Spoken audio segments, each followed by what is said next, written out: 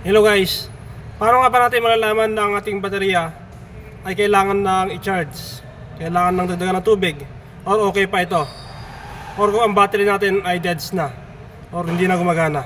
So guys, samahan nyo akong i-check natin yung battery para malaman natin kung ano pang kondisyon nito.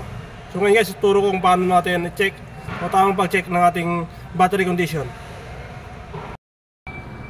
So ayun guys, meron tayo dito nga maintenance free battery. So ito yung kanyang battery indicator. Kapag kulay green, yung dalawang bilog, malaki tsaka maliit, ibig sabihin okay pa.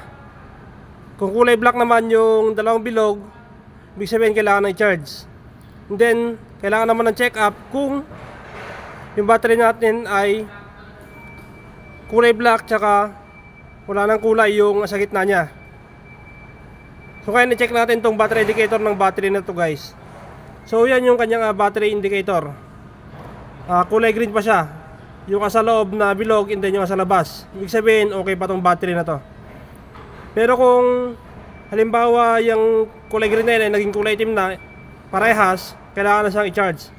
And then kung yung kulay itim lang ay yung sa gilid, then walang kulay sa gitna, ibig sabihin kailangan na ng check up ng battery natin kasi baka maaaring sira na ito. So ito nga pala ay kapag sa maintenance free na battery. Yan guys, yung ating maintenance free battery.